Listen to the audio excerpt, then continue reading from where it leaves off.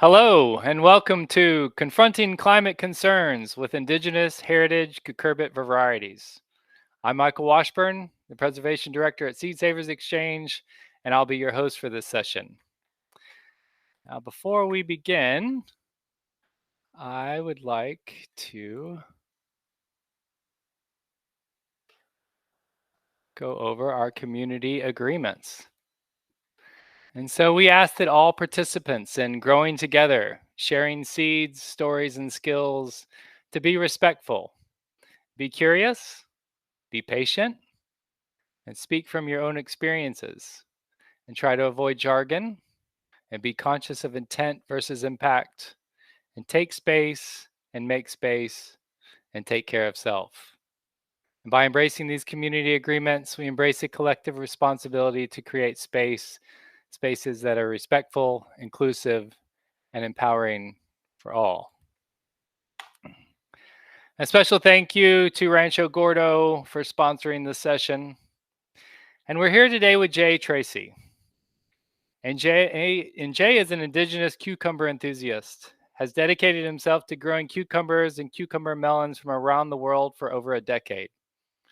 And his love of these delicious varieties has allowed him to not only meet many seed stewards, but also support the preservation and dissemination of native vegetable varieties.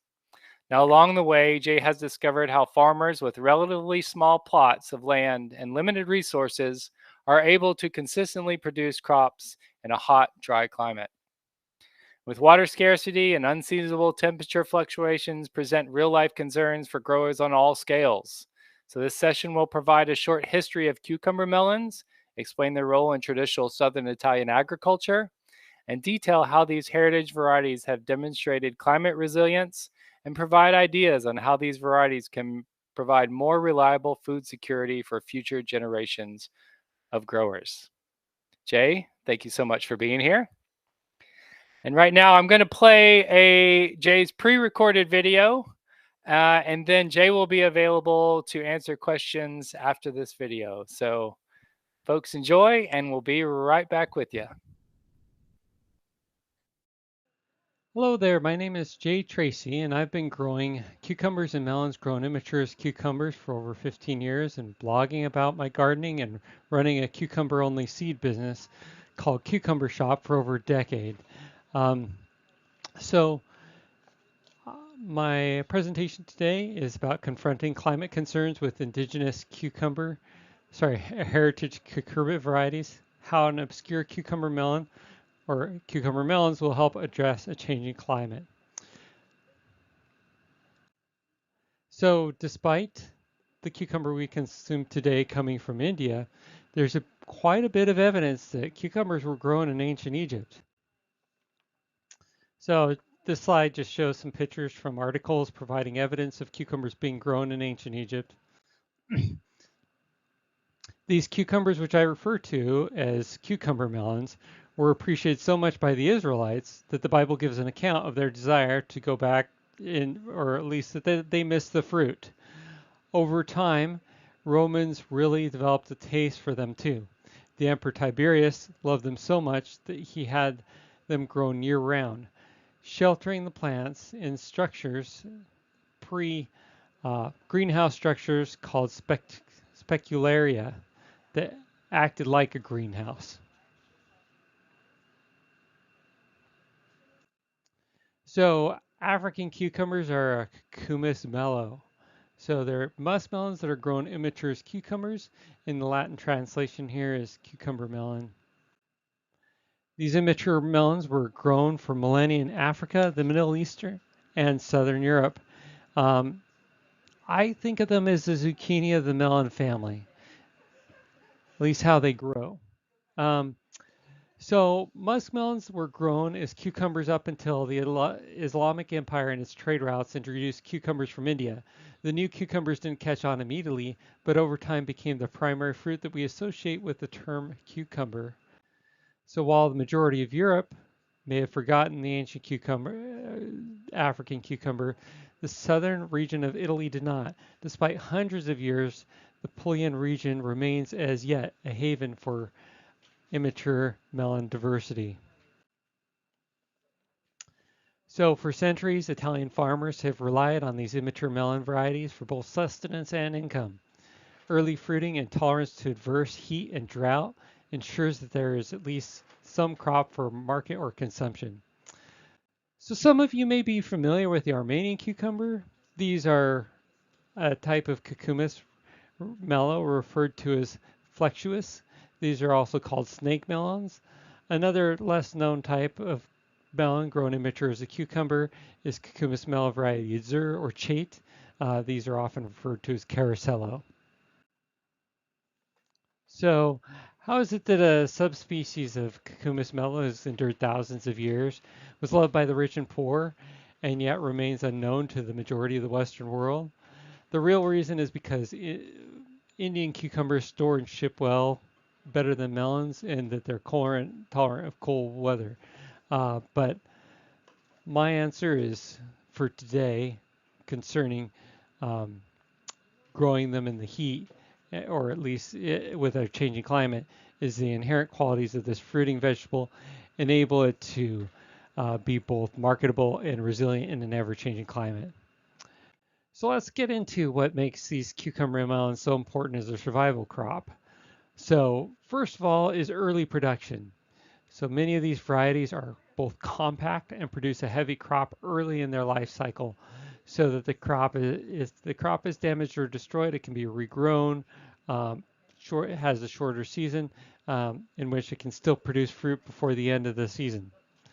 So many of these early producing varieties are Cucumis mellow, variety Chait or Zur. So here's a few examples of ones that produce on compact plants, similar to a zucchini um, or other similar summer uh, summer squash. So we have the striped leccese or melanchella fasciata, the scarole leccese, the carousel berise or bianco leccese, and the melanchella di sternaria, the melanchella galatina, Hacienda di Salento, Tondo di Manduria, and Tondo di Barese.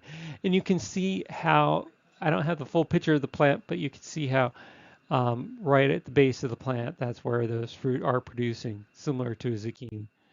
Um, Another thing that really is happening in our world is water scarcity and irregularity. So in the Puglia region of Italy, these varieties are often dry cropped, so they're fed off winter runoff, then only watered again once or twice more when the first flowers appear. Uh, the smaller compact plants transpire less. Smaller foliage above ground doesn't equate with small root system below ground. As well, some of these varieties are somewhat tolerant of brackish water, so a little bit of salt in the water that they can handle. Back in 2021, a Sacramento market farmer grew a quarter acre of my striped carousel leccese without watering the second half of the season.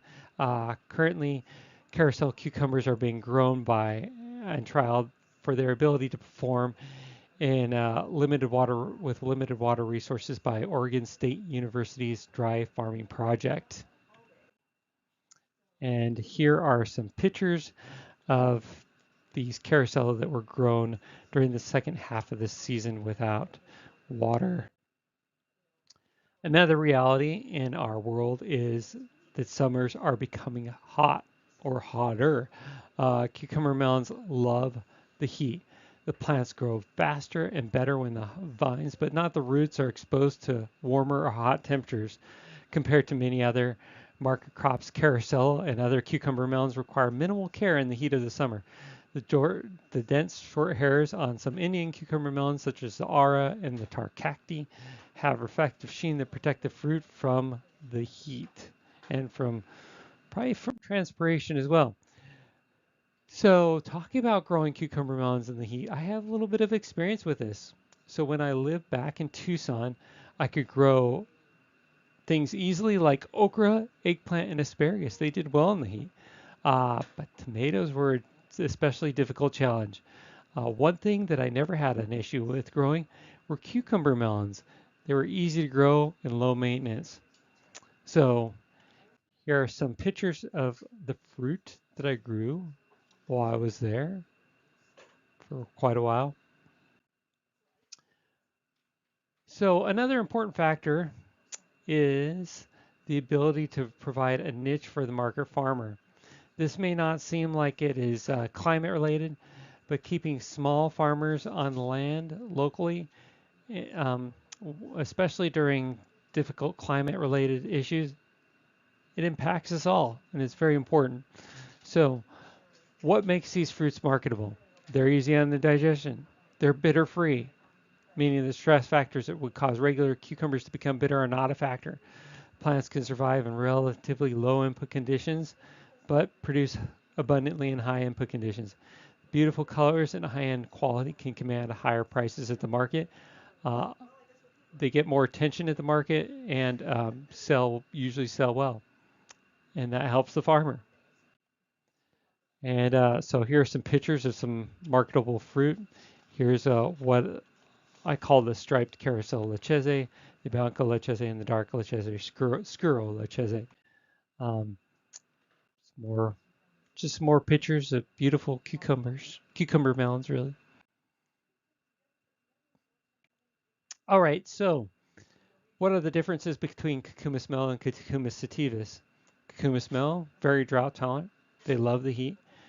They grow smaller or slower when stressed, easy on the digestion. Bitter free. They have this rich, complex, gourmet-like flavor. Uh, they have the thin skin, but they have this. They have a bit of fuzz, a little trichome, similar to a peach, um, but not as dense as a peach. Um, while as Cucumis sativus, they're tolerant of cool, wet climates. They have good storage ability, good shipping ability, but they become bitter when stressed. They have this tacky, sappy aftertaste. They often have thick rinds if they're traveling, for shipping. Um, but even those that don't have all those issues can often cause indigestion. So here are some of the limitations with growing cucumber melons. They're picked by the diameter of the fruit, not by the length. 1.5 to 2 inches in diameter for cylindrical cucumbers, and 4 inches in diameter for round cucumbers. The fruit does not perform well with long distance shipping and storage, possibly due to moisture loss, meaning the fruit is better as a regional cuisine. Vines perform poorly in cool or cold wet conditions, and most varieties are susceptible to powdery mildew.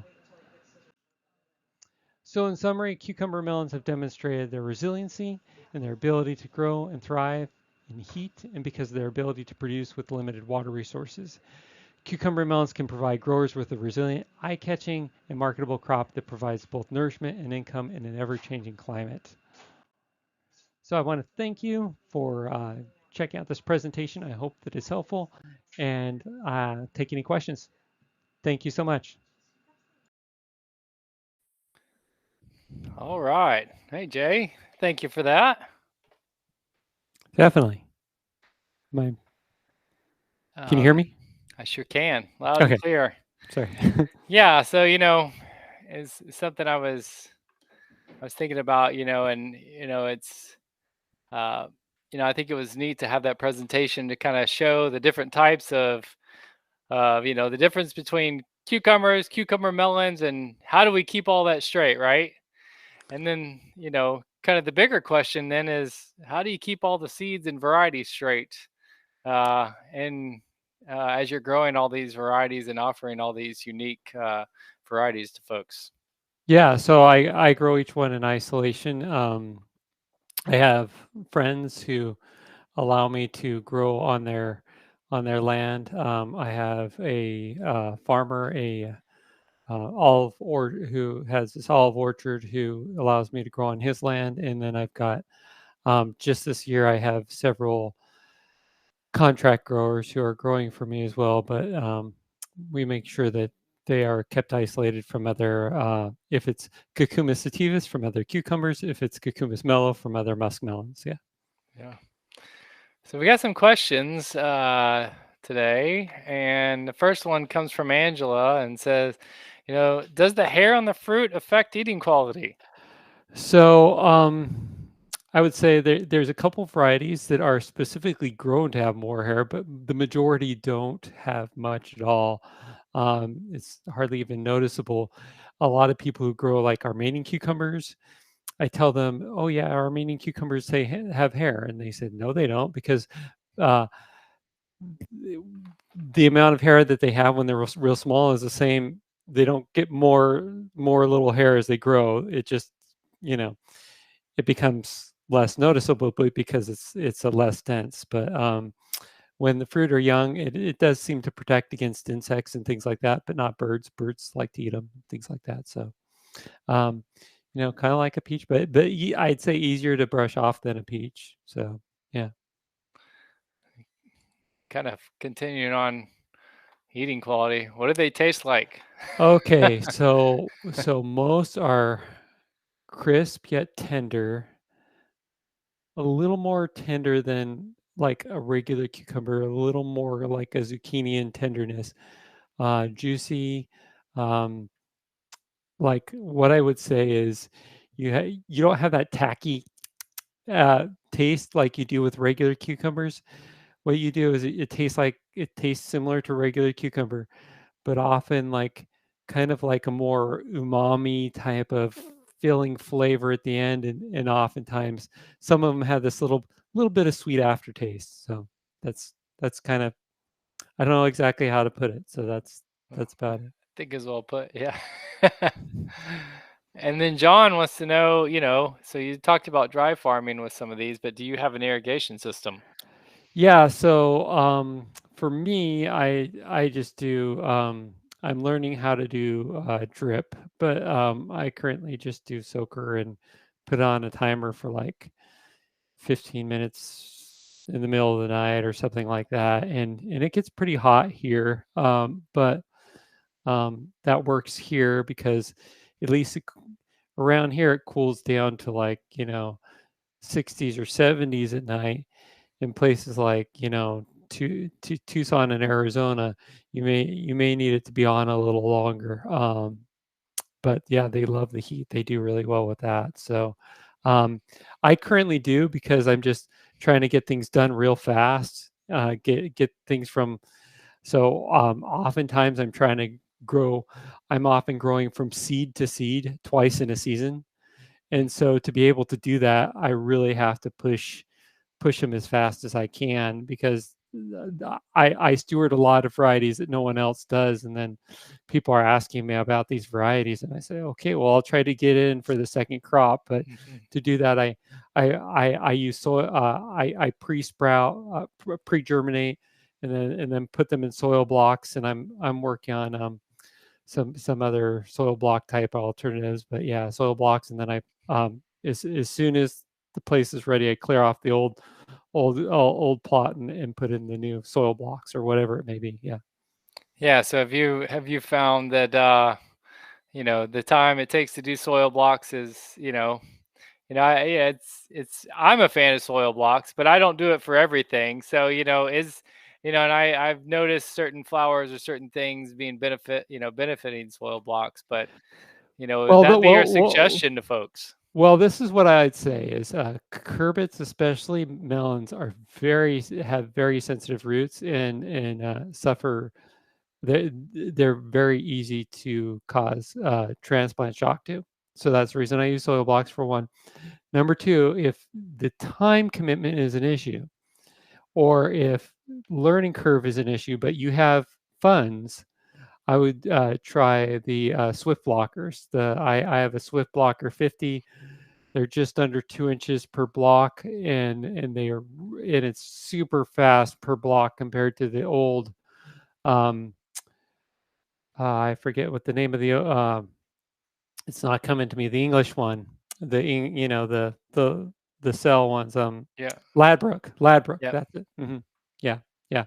The Ladbrokes are great, but yeah, the Swift blockers they're a game changer for those of us who soil block. Cool. So Cynthia's, saying and asked, it seems it could help to plant a crop of heat tolerant C mellow and cool tolerant C sativa in Oregon due to our weather. So wanting to know what cross-pollination be a problem in a backyard garden? Okay, so if you want a safer seed, you can grow Cucumis sativus, which is regular cucumber, and then you can grow Cucumis melon, which is melon. But if you grow like another muskmelon or another Armenian cucumber or anything like that, it will cross with uh, that Cucumis melon will cross with Caracello or Armenian cucumber. So, but if you grow Cucumis sativus and Cucumis melon right next to each other, and you can even grow uh, Mexican sour gherkins, which is Methrula pendula, or no, that's scabra. And then you can also grow Cucumis angoria. You can grow all four of those all in the same place. As long as you have one of each, they won't cross at all. So, yeah. Well, which is a great transition to Fern's question. And they're curious if you've done any work with mouse melons, cucamelon, Mexican sour gherkins. And yes, you're I correct on have. the scabra. Or other Melithra. melithria. Yeah, Melithra Melithria. variety. Yeah, Yeah. yeah. So um, I've done the creeping cucumber, which is Melithra pendula. But this is what I'll say about those. They're cute. They're very cute. But as for me, they taste kind of like almost like melon rind. In the it's just they're cute. They're cute. And they're not bitter and they're cute. But liver's not bitter. So it's fun for kids to grow. I know the one thing that I'll say about the Melithra pendula to be careful about the creeping cucumbers is as soon as they turn dark, they have very laxative properties, and so are not necessarily safe around animals like dogs or small children. You just have to keep an eye on them because they're a strong laxative for those ones. Once the pendulas turn dark, those are the ones native to the southeast U.S. Good to know, for sure. Fern also is asking, is there any potential for intentionally crossbreeding these species? Have you fiddled with that? I'm pretty sure most scientific studies have not found a way to cross the two, and that's fine with me because then I can grow them right next to each other. There are so many. So there are multiple Cucumis mellow varieties. So there's an Asian Cucumis mellow, which is like Cucumis mellow variety Kahneman, which is different than the Cucumis mellow from Africa. So I do have a couple Asian varieties that I'm working on as well, and they will cross with regular cucumbers, but they'll cross with regular melons. But I don't know about cucumbers. That could be the missing link. Is that Cucumis melon variety Kahneman over at from Asia? I don't know. So there you go. Interesting. Potential work out there for somebody. If they want, yeah. So Angela's wanting to know how long it takes to reach maturity and how do they grow in northern, more short season areas? Okay, so this is what I'll say. So regular cucumber, like Cucumis sativus, generally you're looking at light and in some heat, but once you get to certain heat, they'll grow fine. Cucumis mellow, um, once you get above 80, the hotter you get it, the faster and better they grow. And so basically, if you live in a very hot climate, then you could go from seed to fruit easily in under 30 days, very quickly. And even with the hot nights, they grow even faster. And so the opposite is true of if you're in a cool climate, especially with lots of rain, they struggle. So I know there's a lot of people who grow Armenian cucumbers up north, and I have Canadian growers who grow carousel cucumbers, and they love them. They can grow them, but they just know how to do it. So and one thing I will say is, if you're trying if you're trying to get into muskmelons like cantaloupes and honeydews, it may be a good idea to start with an immature melon such as a caracello, especially the real compact varieties, because they grow really fast comparatively, and you don't have to worry about getting them to full maturity. Interesting. I had a question. You know, I'm curious of what, the center of origin and the diversity still remaining there. What is, what's, Oh, within Africa itself? yeah, because generally, the closer to the center of origin, we still, have you spent any time like kind of looking at that? I haven't gone to Africa personally. I I mean, I know that there's a lot. So I know that the ficus comes from Africa. I know that Armenian cucumbers, all the snake melons, generally originate from Africa. But you know, depending upon where they go, each little region really appreciates and celebrates their own variety. I know that the Palestinians have a festival for one in Beit Sahur, and then there's a variety I'm currently growing in that's from Italy, from a place called San Donato, and they used to have a festival until the 50s for theirs. And so, though I don't know much about exact places in Africa that have theirs, I'm sure there's little regions that have their own. Yeah, yeah, that'd be a neat journey. Yeah. And I know that there's different islands in Greece that have their own. They'll be like, oh, we have our own cucumber, but it's a cucumber melon. Yeah. Do you know what happened to that festival in Italy in the 50s? What happened? Why'd they stop that? I don't know, but that particular variety has been very. I've been working on it for some time, and so this is an interesting thing: is regular melons don't become bitter with heat or with stress, and cucumbers do.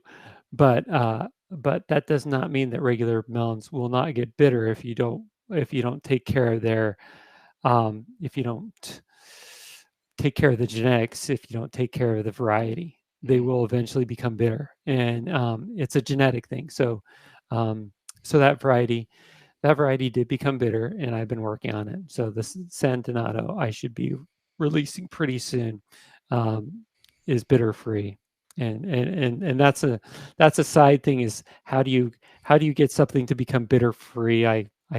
I could give a talk on that. So, Well, maybe so, there's a part two coming up in the yeah, future, something. Yeah.